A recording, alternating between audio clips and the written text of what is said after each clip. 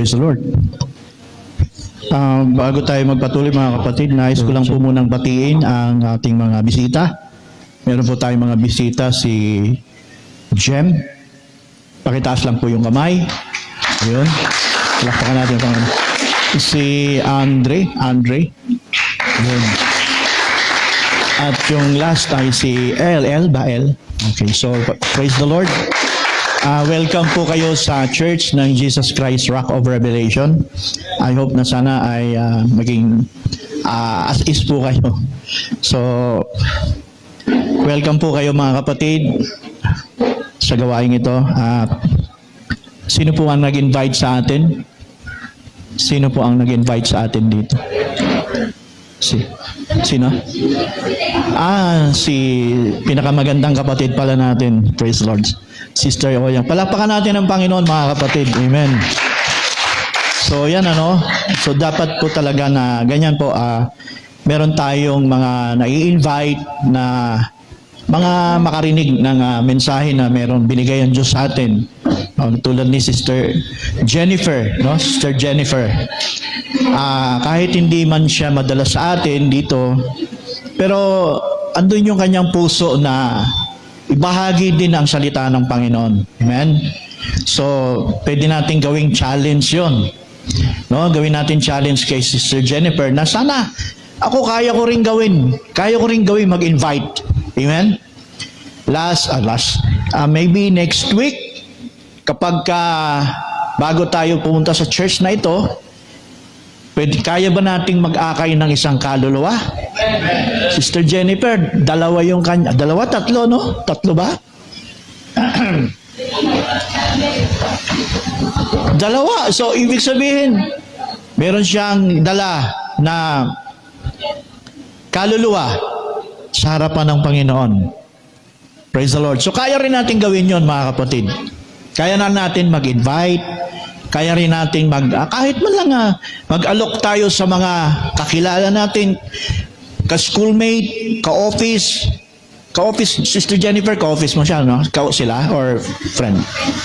Friends, okay. So, ayun.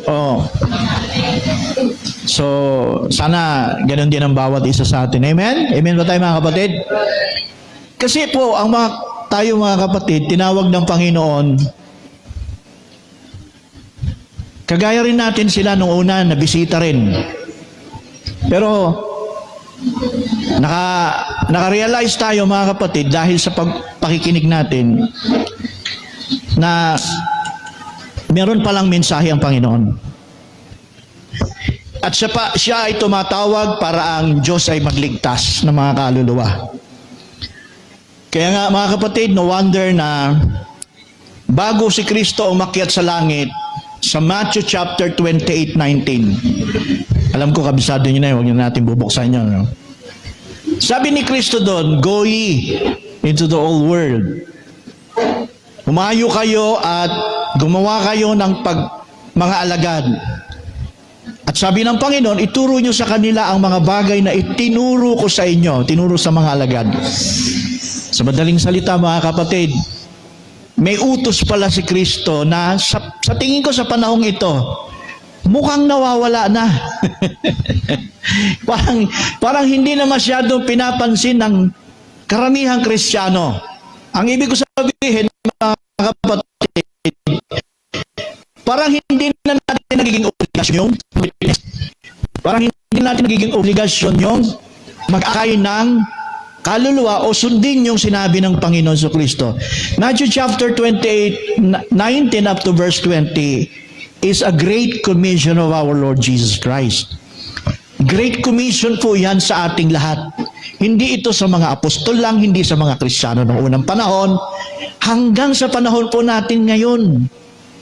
At kung tayo po ay kasama na tumanggap kay Kristo at naging bahagi tayo sa iglesia, brothers and sisters, kailangan ma-recognize natin ang posisyon natin sa loob ng iglesia.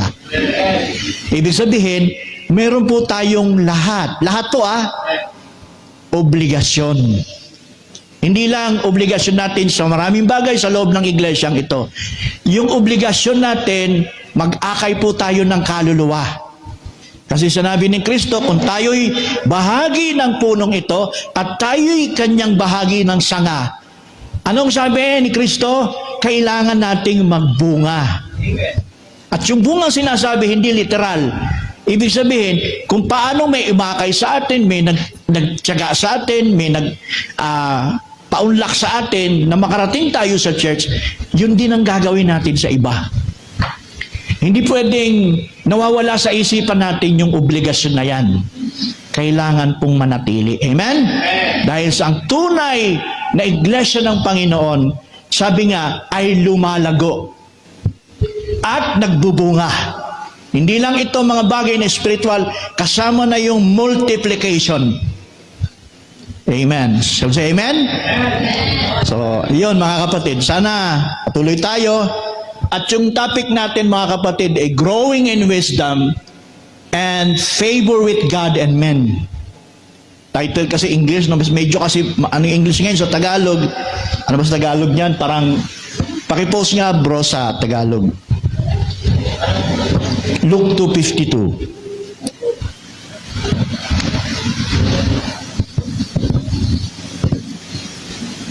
At lumalaki si Jesus sa karunungan at sa pangangatawan at sa pagbibigay lugod sa Diyos at sa mga tao. So itong nabasa po nating verse sa Tagalog, yung pong lumalaki si Jesus sa karunungan at pangangatawan. Karunungan, pangangatawan, lumalaki po si Jesus.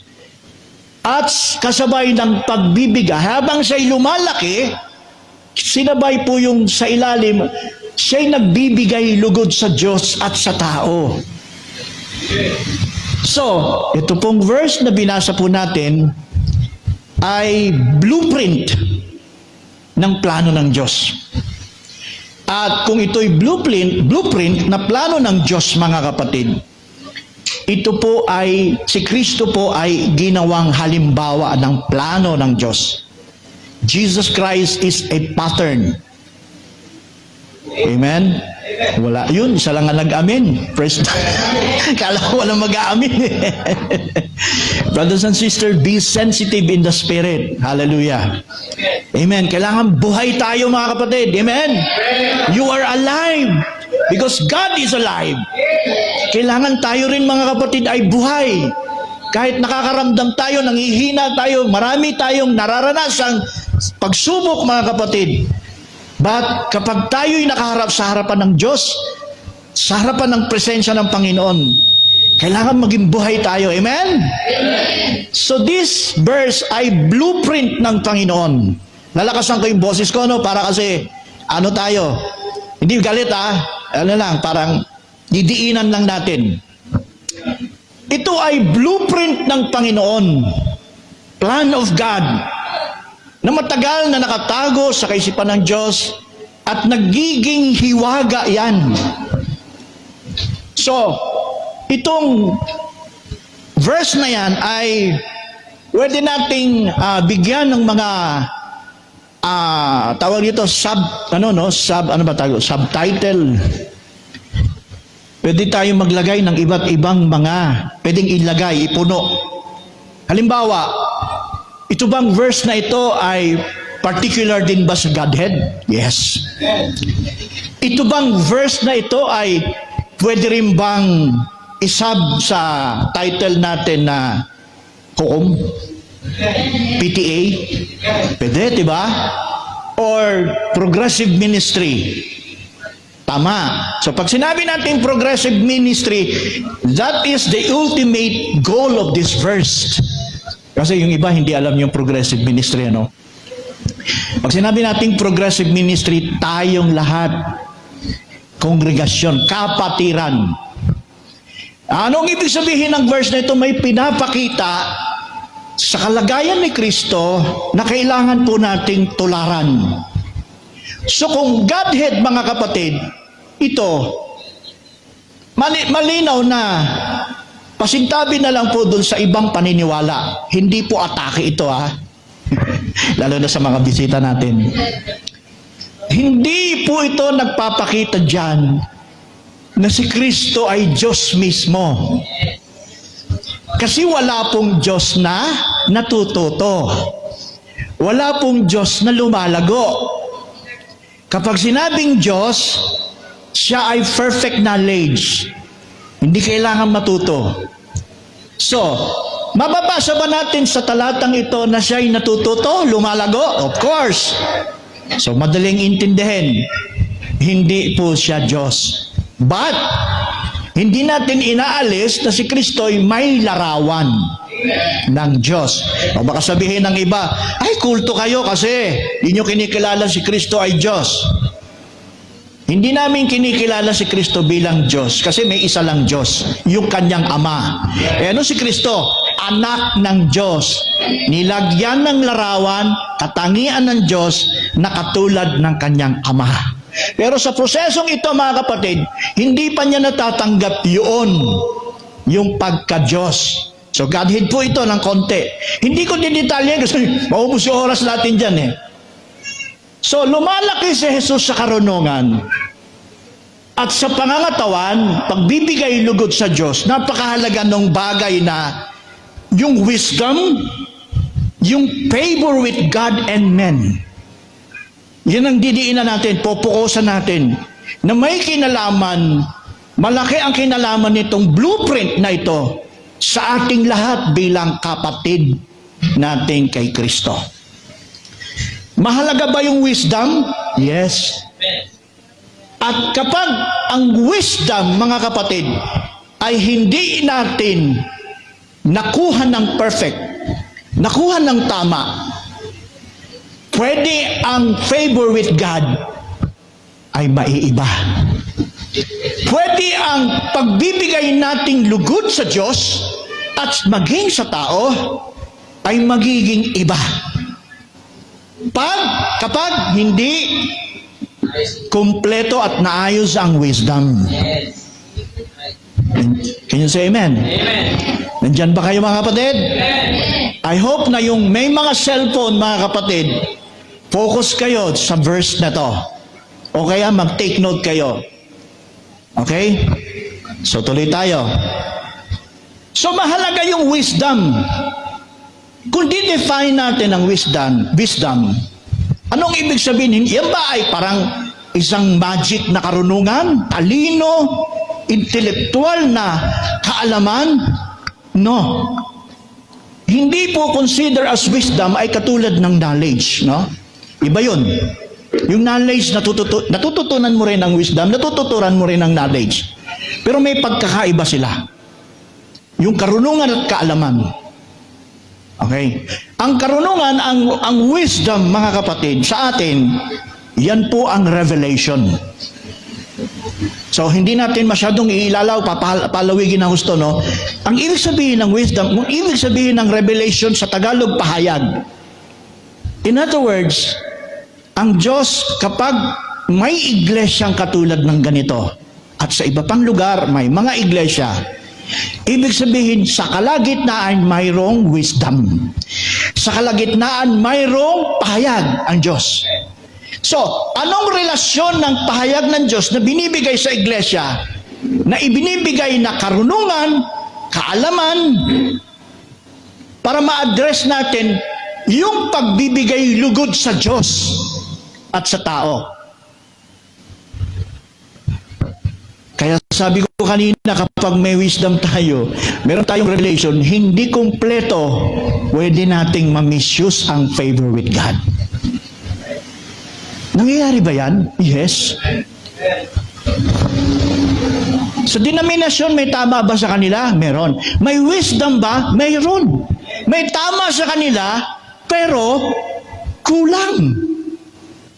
So, kung Luke 2:52, sa verse na ito, ginagamit din nila yan, na si Kristo sa Godhead, na siya'y batang isinilang, naging taong galing sa Diyos.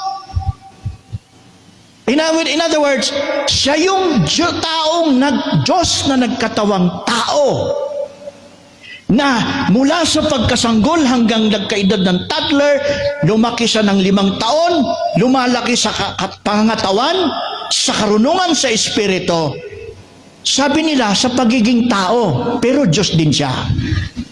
Tama, mali? Mali. Tama yung pagiging tao, mali yung sabihin, Diyos siyang batang yan. Pero tao siya, nagkukunwari siyang Diyos, nagkukunwaring wala siyang alam, nagkukunwaring hindi siya alam ang mga bagay na to. Mali.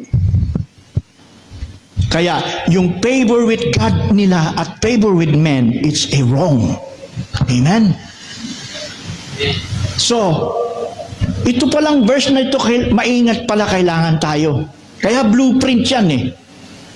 So, kapag mali po yung ating wisdom, tulad ng denominasyon, yung iba pang sekta, na ang gamit nila ng kanilang nalalaman, ng kanilang karunungan, para sa address ng Diyos, para sa pagbibigay lugod sa Diyos, hindi na ay tatama. Kayo sa amen? Maraming gumagawa sa paraan ng karunungan, kasama sa marami, pag sinabing wisdom, maraming nasa loob niyan. Kahit gifts. At yung marami pang ibang bagay. Power, supernatural, nasa loob ng wisdom. Pero hindi lahat, mga kapatid, kahit sabihin nating tama yung gifts, no? Kahit sabihin natin tama yung mga bagay na ginagawa sa bawat church, like miracles, healing, etc. Bahagi ng wisdom ay tama. Well, I give you an example. Let's go to Matthew chapter 7, verse 21. Gifts ito.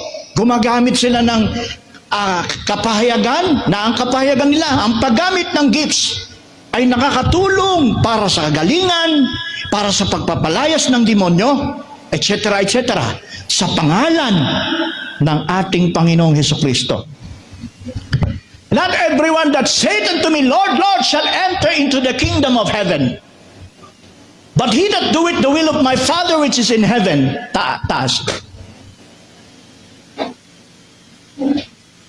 Many will say unto me, verse 22, the day of the Lord, Lord, Lord, we had not prophesied in thy name, and in thy name had cast out devils, and in thy name done many wonderful works. And verse 23, last verse.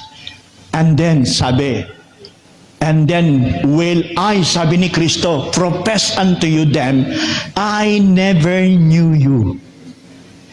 Sasabihin ko sa kanila, sa mga ito, na gumagamit ng mga kapangyarihan, ng lahat ng mga bagay, magpagaling, magpalayas ng demonyo sa aking pangalan. Ano sabi ni Jesus? I never knew you. Depart from me, sabi niya, ito yung masakit eh, pag tinakwil ni Kristo. Lumayo kayo, depart from me, you that work iniquity. Ano yun, yung mabigat. So ano yung work iniquity? Kapag meron silang ginamit na wisdom, pero hindi sa tamang pahayag, mga kapatid, at nagbibigay lugod sila sa Diyos, hindi sila kikilalanin kapag hindi kumpleto. Ang sabi ni Kristo, I never knew you. Depart from me. Ngayon, i-challenge ko kayo, mga kapatid, sa verse na ito. Baba mo ulit ng verse 22. Masama ba yung magpalaya sila ng demonyo? Magpagaling ng may sakit, mga kapatid? Masama ba yon? Sinabi ba ni Kristo dito, hindi tama ang inyong ginawa? Wala siyang sinabing ganon. Eh anong naging dahilan bakit sila tinakwil dito? Lord, Lord, sabi nila, we have not prophesied in thy name, and in thy name have cast out devils, and in thy name many wonderful works. Maraming mga gawang makapangyarihan ang ginawa namin. Bakit mo kami itatakwil, Panginoon? Okay, sabi sa verse 23, ang dahilan ng pagtakwil sa kanila, I never knew you because you do errs of iniquity. So yung nagpatakwil sa kanila, yung salitang iniquity na sa Tagalog ay tampalasan. Amen. Diyan ba kayo, mga kapatid?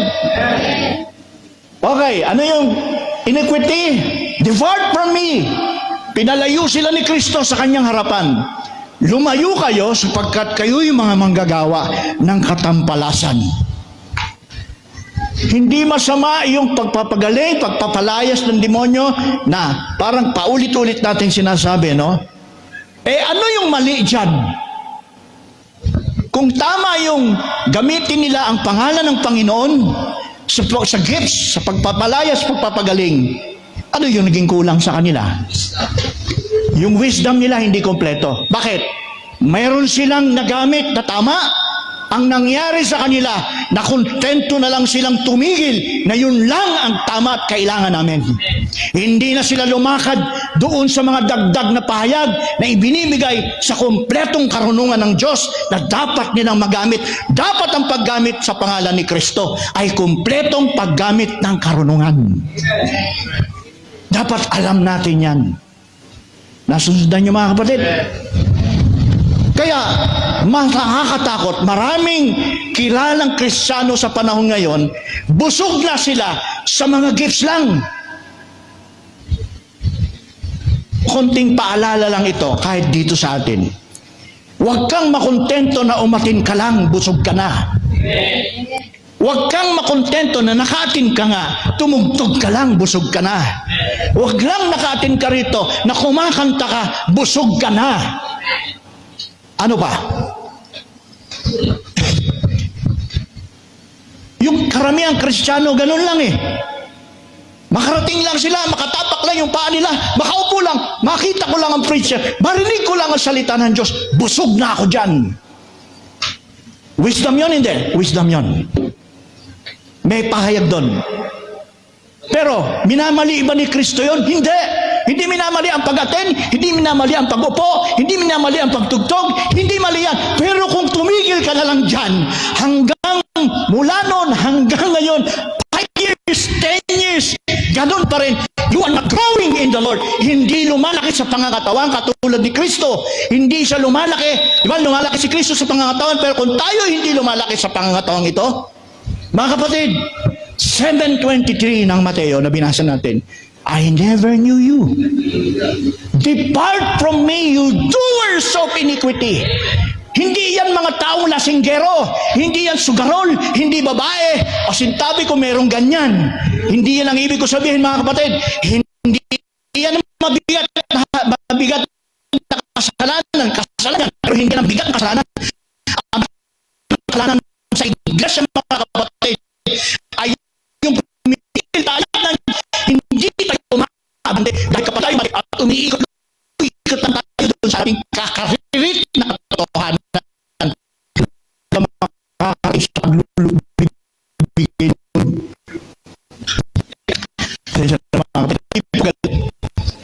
Didiin ko lang ito para maintindihan natin. Amen. Praise the Lord. Kung sakaling nasasaktan kayo at na-offend kayo, okay lang. Pero hindi ko yun intention. Wala akong alam sa kalagayan ninyo sa likod ng simbahang ito. Hindi natin alam ang ginagawa natin sa isa't isa. Kaya kung meron man ako nasasabi at tumatama na ginagawa ninyo, hindi ko po yun intention. Ang intention ko sabihin dito na iniquity ay hindi lang mga bisyo, hindi lang mga kasalanan sa laman. Napakababaw niyan. Ang kasalanang dinidiinan natin sa pulpito, merong mensahe ang Panginoon Diyos, marami ang nagbabaliwala. Marami ang hindi pumapansin. Hallelujah. Yung lang pinakasimpleng inuutos mga kapatid, ay kinaiinipan, ayaw gawin. Ano yan? Tumigil. Nakontento na sa kung anong meron. Ayun sa amen? Ang sabi, kung ikaw ay nag-scribe, hindi mo kayang magawa because of your kabisihan. Lagay mo lang isang pirasong tuldok.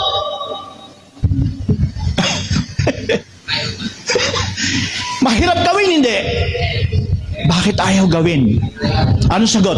Kasi kontento ka na. Kontento ka na sa kung anong meron kang alam mong tama.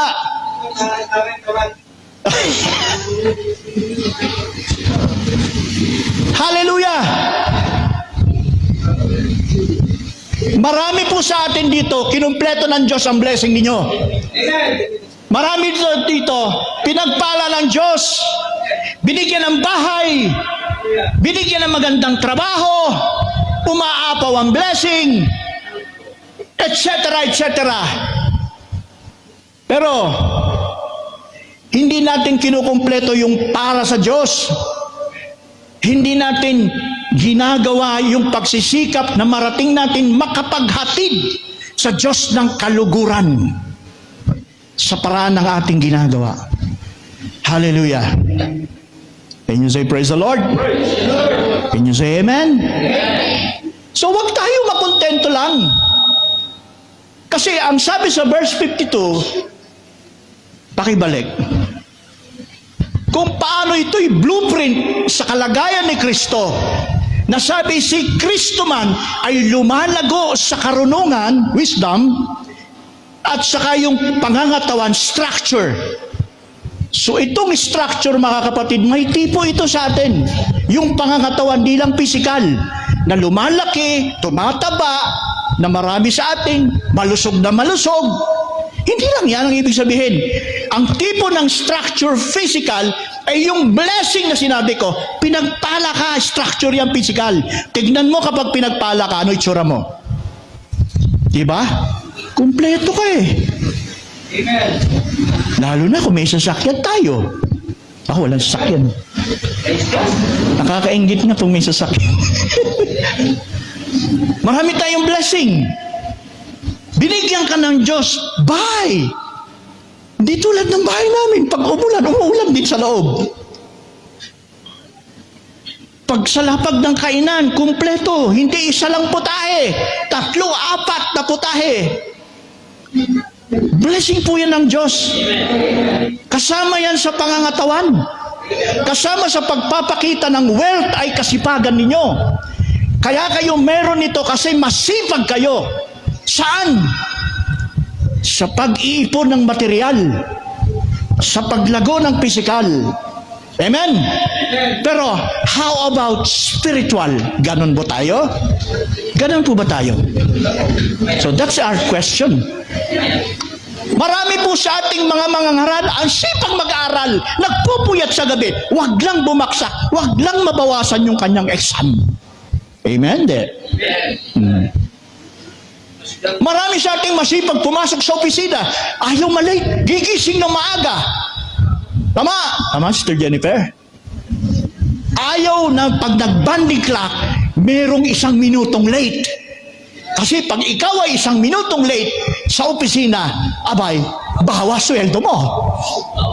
Aaray tayo, pambira, malulungkot na. Nako, nakatatlo na siya, meron na siyang memo. Amen. Amen na tayo dyan. Pero bakit sa Panginoon ginagawa natin iba? Bakit pagdating sa spiritual, hinuhold natin ang Diyos sa mga bagay na yun? Pagdating sa Panginoon, yung papagawin na pinakasimple, na pinakasimpleng-simple na lang na paraan, ay isinasantabi. Na yung alam nyo ba, yung pinakamaliit na ginagawang simple, na para sa Diyos, pag ginawa mo, magbibigay lugod ka sa Diyos. Sabi ng verse, nagbibigay ka ng lugod sa Diyos at sa tao. Amen. Hallelujah. Amen? Pwede ba natin palapakan ng Panginoon? Hallelujah. Shall we say praise the Lord? O dagdagan natin mga kapatid. May sila nga oras eh. Dito pa lang ako. Ubus na yung oras ko eh. So growing in wisdom, in favor with God, pinakamalaki dito sa paksa natin sa blueprint in verse na ito sa Bible. Yung wisdom, tsaka yung paano mo ilagay yung favor with God and men. Hallelujah! Ito ay blueprint, pattern. Si Kristo sa kalagayang ito. 252, bakit si Kristo kailangan lumago? Yung paglago ni Kristo physically, lumalaki si Kristo from infant to toddler. Mayroon si Kristong natututunan sa tinuturo ng kanyang magulang at bukod pa sa Diyos. Bakit? Kasi ang kalagayan ni Kristo, Son of God. Brother CJ, si Kristo ay Lord. Siya ay anak ng Diyos. John 1:1, He is a verbo. Word. At word, verse 14, become fleshed. Amen? So, ang John 1:1, hindi lang tumutukoy ito sa maraming bagay ng Godhead. Kasama rin sa pinag-usapan Luke 2:52, ang John 1:1, John 1:18.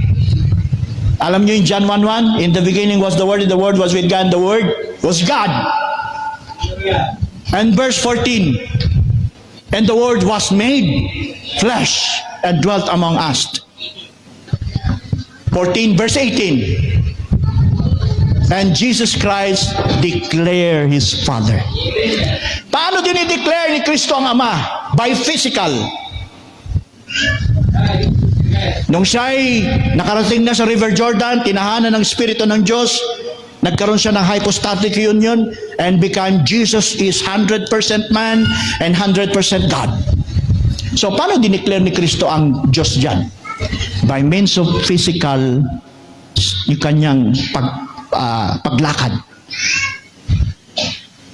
Sa paraan ng kanyang buhay, sa paraan ng kanyang pagpapatotoo. Ang sabi ni Kristo, ako ay nasa Ama, at ang Ama ay nasa akin. Hallelujah. Pinapakita ni Kristo yung declaration niya na sa umpisa, ako'y nasa Ama. John 1:18. Ano ibig sabihin yan? Ang Diyos ang tabernakulo kung si Kristo ay nasa loob ng Ama. Can you say amen? Kung sino yung tinatahanan, sino yung tumatahan doon sa tinatahanan? Ang tinatahanan ay nagiging tabernakulo. At yung tumatahan sa tinatahanan, yung tinatahanan ang nagiging tabernakulo. Tama ba yun? Nung sinabi ni Kristo, ako'y nasa aking Ama, sino ang tabernakulo? Ang Diyos Ama.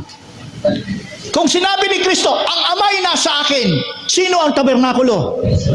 Okay. Kung tayo iglesia, tayo'y nasa Diyos din tulad ni Kristo, sino ang tabernakulo? Ang Diyos.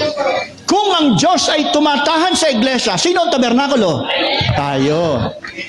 Ang patotoo kapag tayo tinatahanan, we have declared, dinideclared natin kung tayo ang tabernakulo ng Diyos dahil nasa atin ang Espiritu ng Diyos. You have declared Him.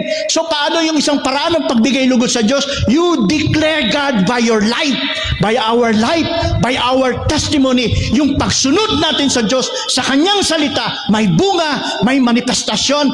That is real tabernacle of God. Hallelujah. Can you say amen? Amen. Nakikita niyo ba mga kapatid? Yung blueprint ng Panginoon. So pinapakita sa kalagitnaan ng iglesyang ito, we have a responsibility. We are not Christian, we are not easy Christian. I'm not saying I'm perfect. Kahit ako hindi ako perfect, marami ako sa sinasabi ko, tumatarak sa akin mismo. Kahit ako'y manggagawa. Hallelujah. Amen? Let's go to Galatians chapter 4. Sana makuha ko to, no? 4:1. May papakita ako sa inyo dito, mga kapatid.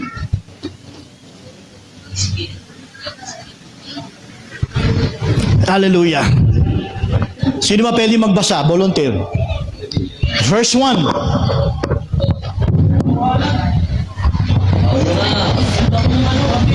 Bisita natin. Pwede. Si Jennifer or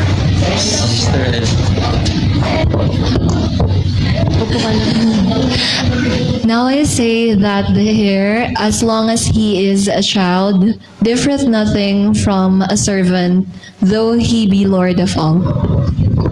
Amen. Another verse. Yung iba naman. Si Brother Andrew ba? Verse 2. But is under tutors and governors until the time appointed of the Father. Okay. So, balik natin sa verse 1. Salamat sa mga tawag dito? Nagbasa, no? Yung kasama natin. So, bahagi, blessing ito mga brothers and sisters. Sabi sa Galatians 4:1, now I say that the heir, pansinin nyo yung salitang heir.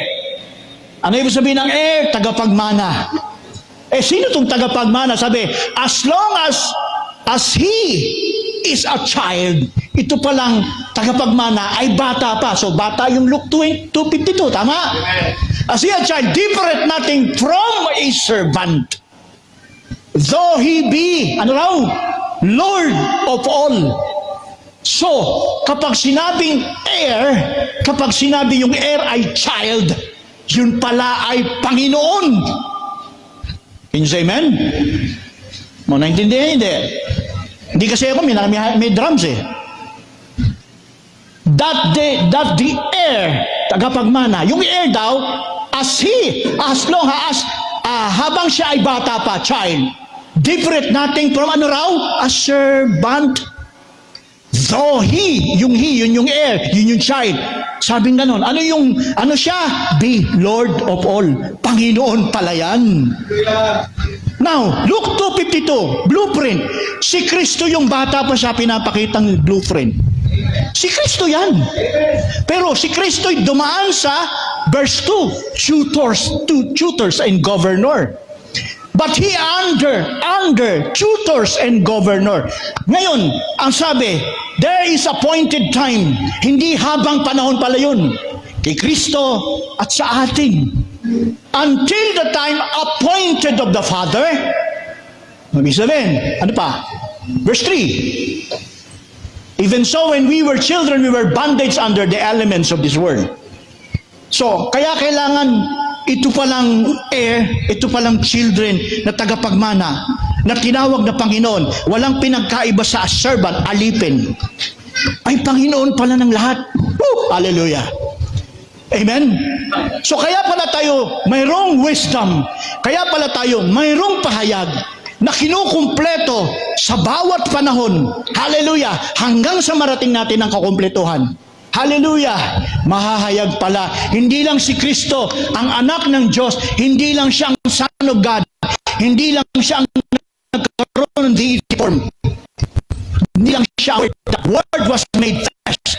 Hindi lang siya yung Word was made flesh and dwelt among us. Kahit tayo, ang bride ay word din. Amen? Bahagi ka sa loob ng Logos, hiwaga tayo, na hinahayag, na nire-reveal, na tayo'y hiwaga na salitang, kabahagi ng salitang, ng hiwagang salita, na kung saan, kung paano, and the Word was with God. And this Word was God.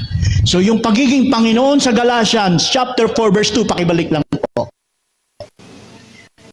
Na yung pagiging Panginoon. Kaya pala robot tayo ngayon. Dahil alipin pala, servant pala tayo. Under tutors and governors. Ngayon, sino dito gustong tanggapin na ikaw pala'y Panginoon? Taas kamay. Pag ayaw niyong ipakita natin sa Diyos, i-claim natin sa Diyos na tayo'y Panginoon at walang pinagkaiba sa alipin. Okay, baba na natin. Now, kung tayo yon, tatanggi ba kayo sa tagapag-ampon? Tatanggi ba kayo sa nagtuturo? Tatanggi ba kayo sa sasanay sa inyo? Kung tayo yung Panginoon? Kung tayo yung mga anak na tagapagmana? Hindi. Can you say amen? Amen. Hindi natin tatanggihan yan. Hallelujah.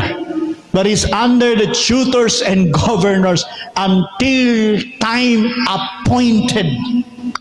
Hallelujah. Mayroong itinakdang panahon ng maturity mo, ng training mo, na ma-reach mo yung appointed time. Ano yung appointed time?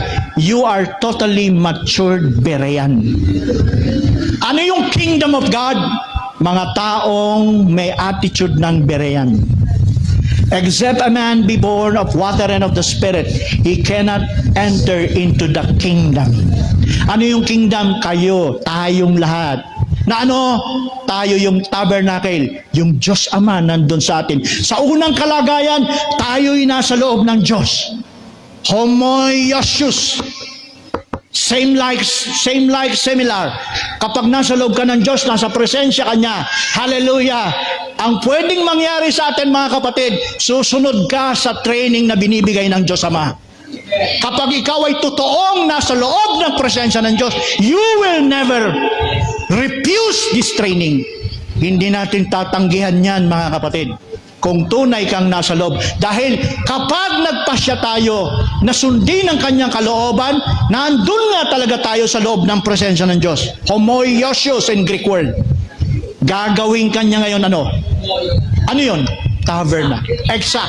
Tatahanan ka ng Espiritu ng Diyos to become a tabernacle of God. Woo! Can you say amen? Hallelujah!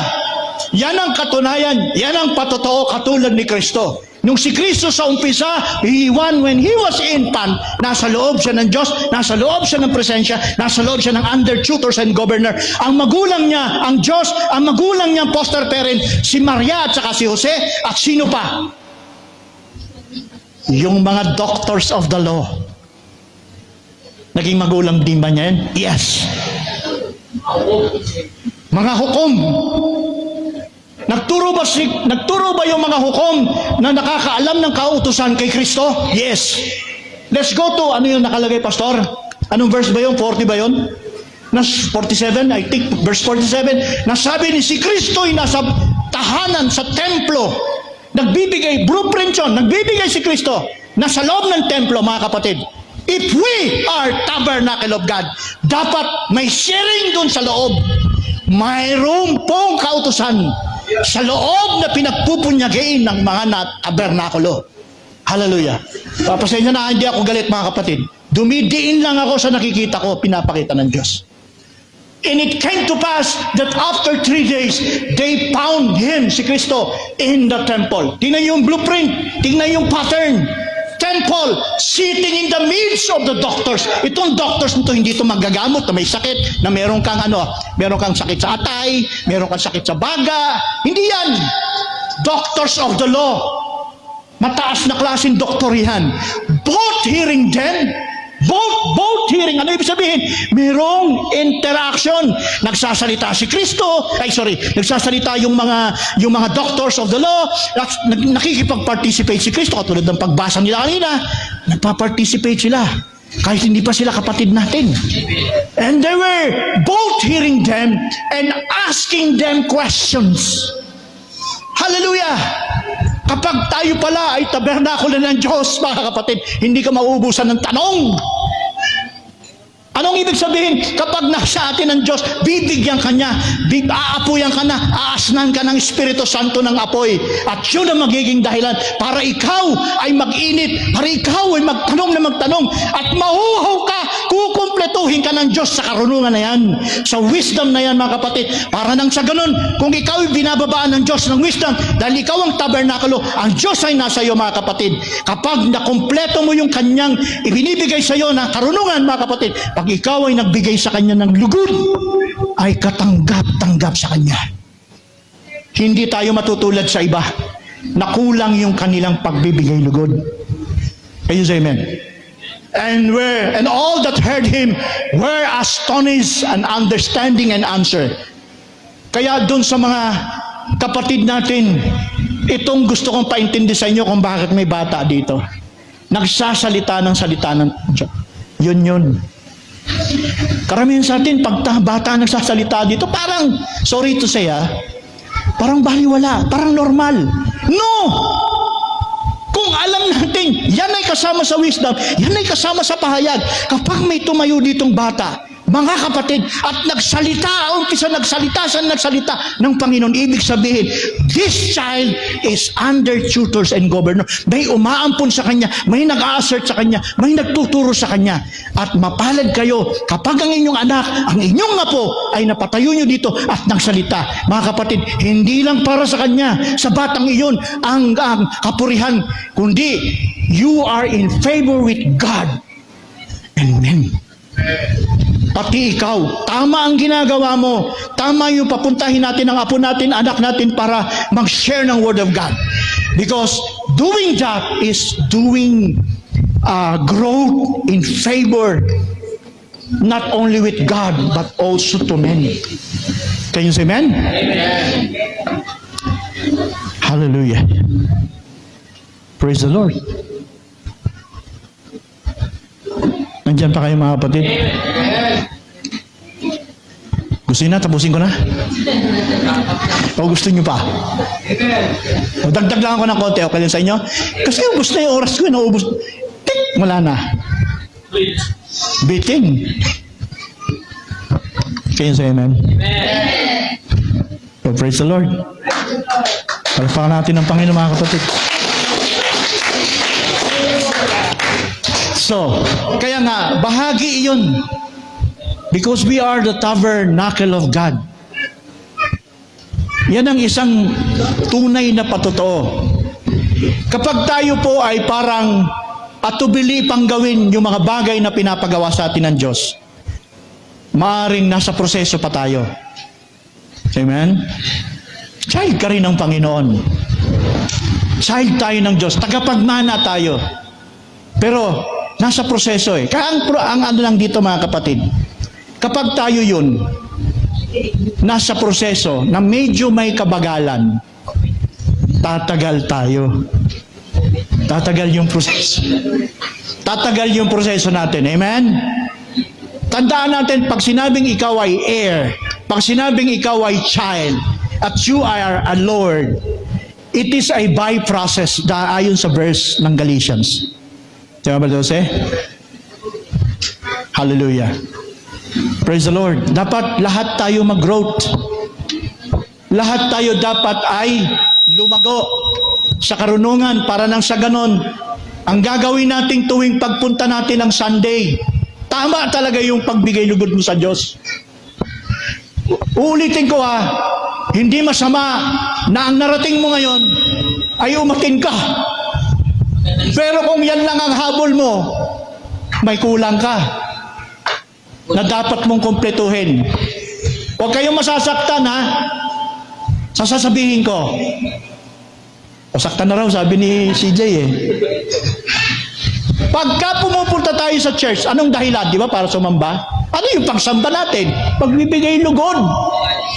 Yan ang tunay. Hindi tayo nagpunta rito para makita ko lang si brother. Hindi ako napunta rito para makita ko si sister na paborito ko. Hindi ako naparito dahil nalalamigan ako. Kundi naparito tayo para magbigay lugod sa Kanya. Ngayon, kung yung pagbibigay natin na lugod sa Kanya ay hindi kompleto, masaya siya? Pingkaw! So, kung sakaling yun pa lang ang abot mo, maiintindihan ka ng Diyos. Pero kailangan natin magsisi. Amen? Ang sabi sa Acts 17:30, sabi ganun, ipinagsisisi ng Diyos sa lahat ng ipinagsisisi sa lahat ng tao na ayan.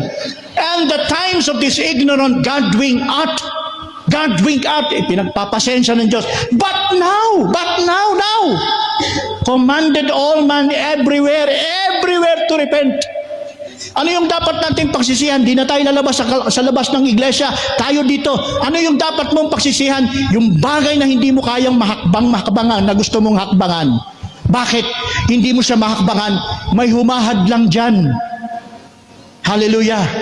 At sigurado tayo, hinahadlangan tayo ng kaaway.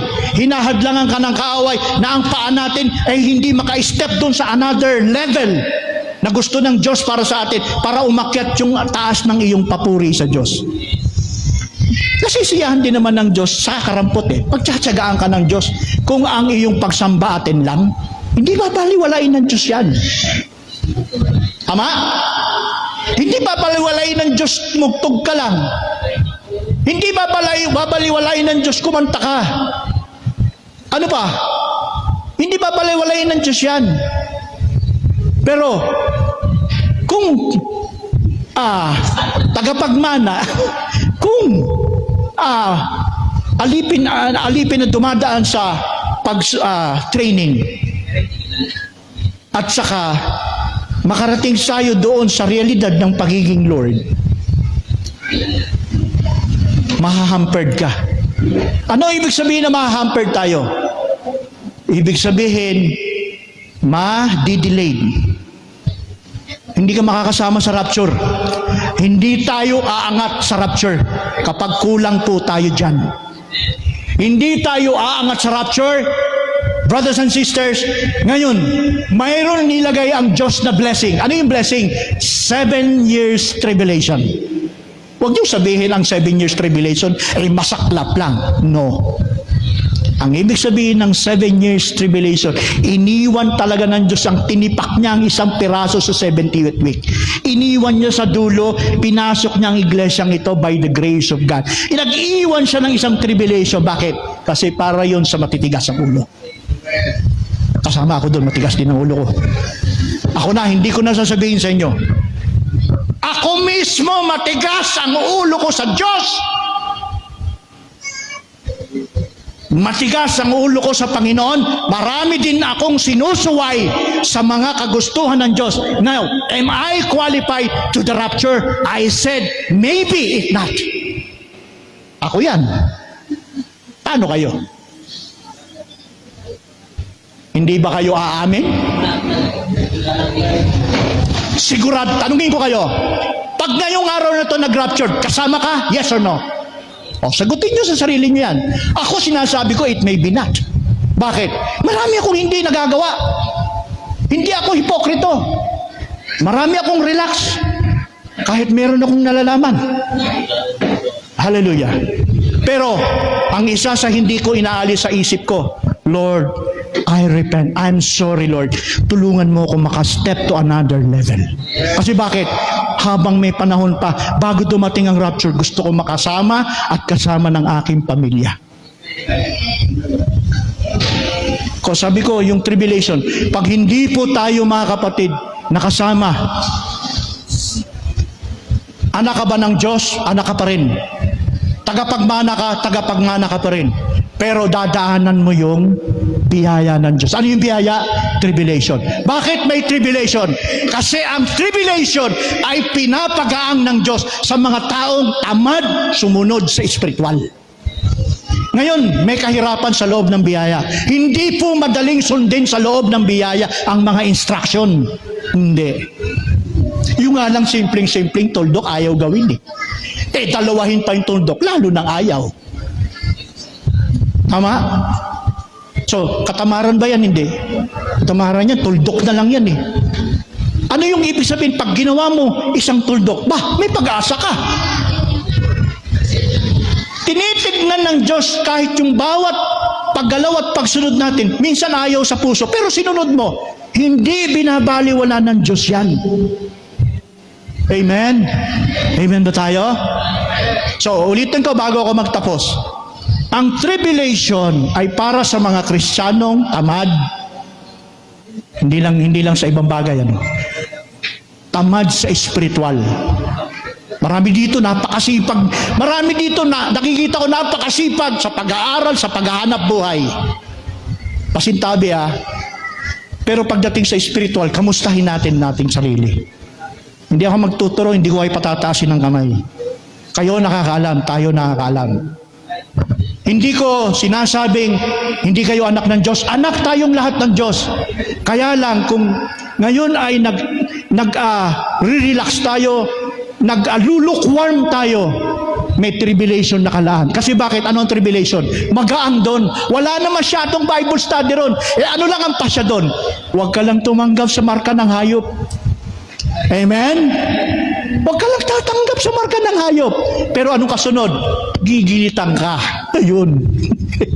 Ibigay mo lang. Madali ba? Hindi. Bigay mo lang yung buhay mo. Kung ngayon ibinibigay natin ang buhay sa paraan ng pagsunod, yan ang pagbigay natin ng buhay. Sa paraan ng pagsunod. Pero kung hindi natin, imimiss natin yan, di ka angat, ay ibibigay mo pa rin ang buhay mo doon. Saan? Sa pagbigay ng iyong buhay.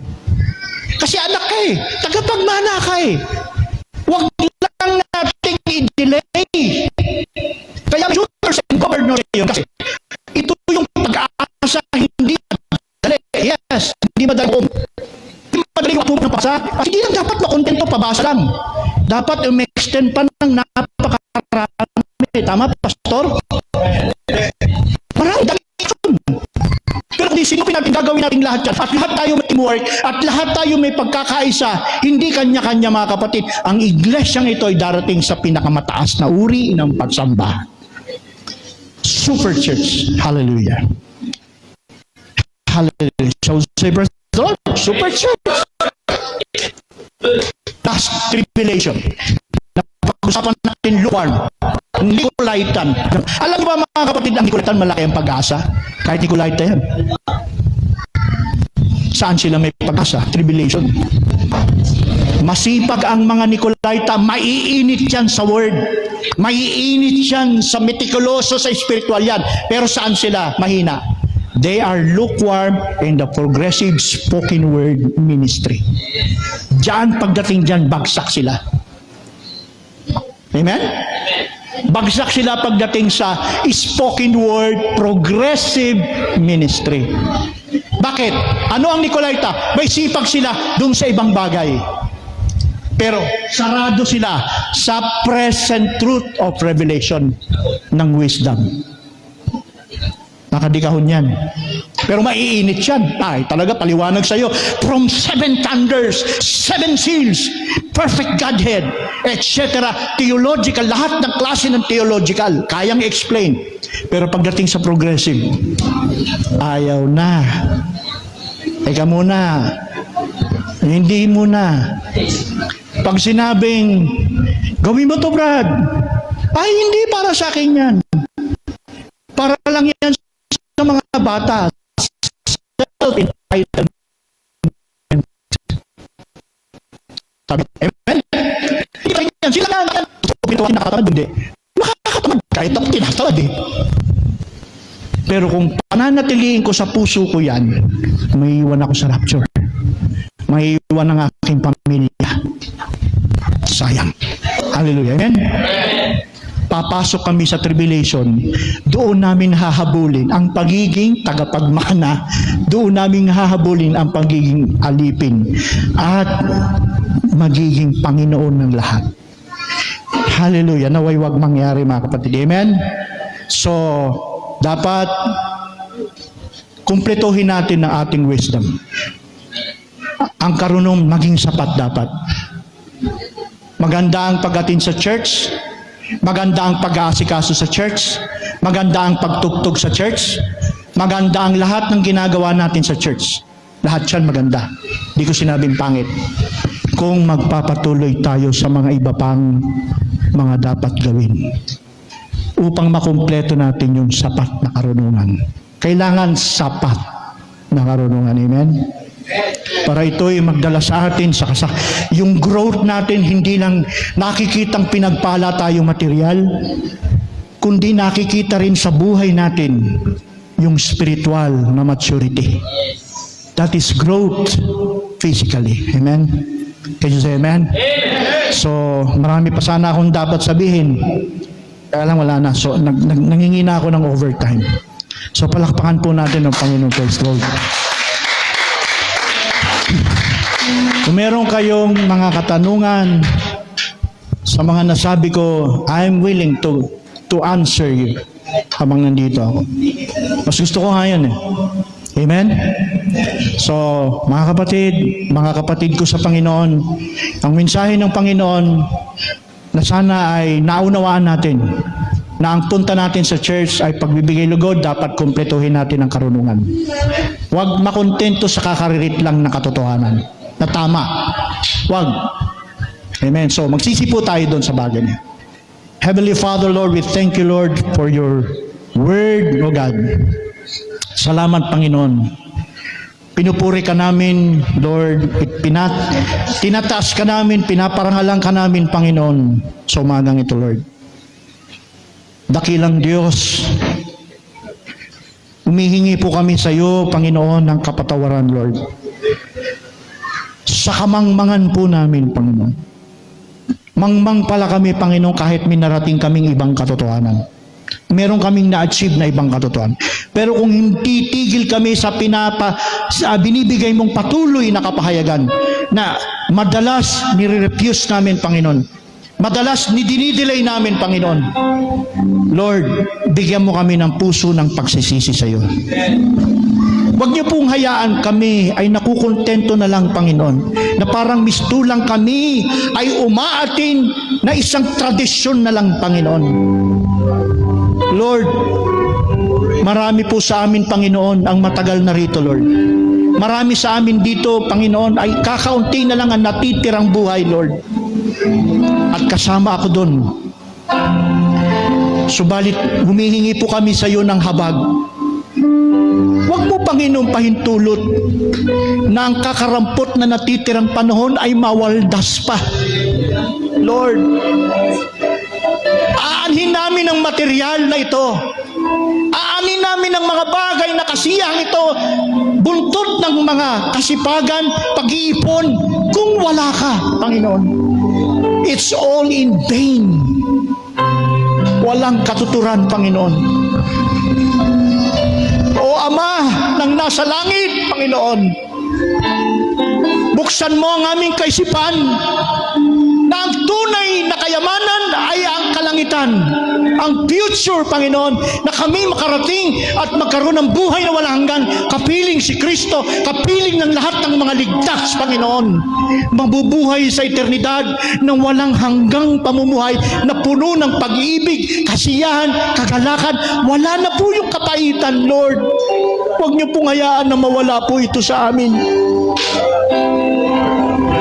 Dahil lamang sa kakaririt na kayamanang ito na pinagyayamanan, na ipinagpapalit namin sa iyo. Lord, tulungan mo magsisi kami. Bigyan mo kami ng espiritu ng pagsisisi sa aming puso. Tulungan mo kami, Ama, sapagkat kami mahina. Itinataas ko ang iglesyang ito, Panginoon. Kasama ako, Lord. Patawarin mo kami. Tulungan mo kami. Bigyan mo kami ng puso ng pagkakaisa, teamwork, Panginoon, upang sa ganun tumibay, lumakas kami, at hindi kami magiging lupaypayin sa pananampalataya. Lord, kahabagan niyo po kami. Panginoong Jesucristo, iniiwan namin sa iyo ang aming kalagayan. Naway, iakyat mo kami sa Ama. Tulungan mo kami. Ikaw ang kinikilala namin, panganay. Tulungan mo kaming ilapit sa Ama kung kami nalalayo na. Kinikilala ka namin bilang kordero. Kinikilala namin ang iyong gawa. Tulungan mo kaming huwag mabaliwala ito. Tulungan mo kaming pahalagahan ng dugo mo. Tulungan mo kaming pahalagahan ng buhay na binigay mo sa amin. Panginoon, tawarin mo kami. Tulungan mo kami, huwag naming pagpalit ang mga bagay na ito. Lord, ang mundong ito, wala na, papunta na sa pagkabulok. Wala nang anumang bagay na maganda rito, Panginoon. Kung meron man sa paningin namin, dinadaya na kami. Kung tinitignan namin ang mundong ito'y maganda pa, Panginoon, na mabuhay dito, Lord, wala na, tinahaya na kami ng kaaway. Lord, alam namin may appointed time, may takdang panahon na papalitan at gugunawin mo ito, Lord, sapagkat ang mundong ito, Panginoon, ay punong-puno ng kasalanan, Panginoon. Punong-puno ng karumihan. Wala nang maayos na paningin maliban lang doon sa mga anak mong tapat na sumusunod sa iyong kalooban, gumagawa sa iyong kalooban. Yun na lang ang magandang maganda sa paningin mo, Lord.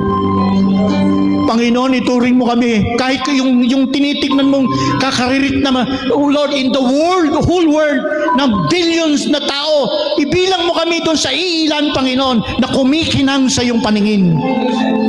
Huwag mo kaming paitulot, Lord. Maawa ka. Hallelujah. Huwag niyo kaming itulot na pag namatay kami, buluso kami sa impyerno. at magdudusa ng mahabang panahon. Lord, dahil ang kapalit ay pansamantala dito sa lupa. Hallelujah. Lord, salamat. Salamat sa iyo, Panginoon, sa mensahe binigay mo sa umagang ito. Nawa, Panginoon, itatak mo sa puso namin. Itatak mo sa aming isipan, Lord, that this is your word. Hallelujah.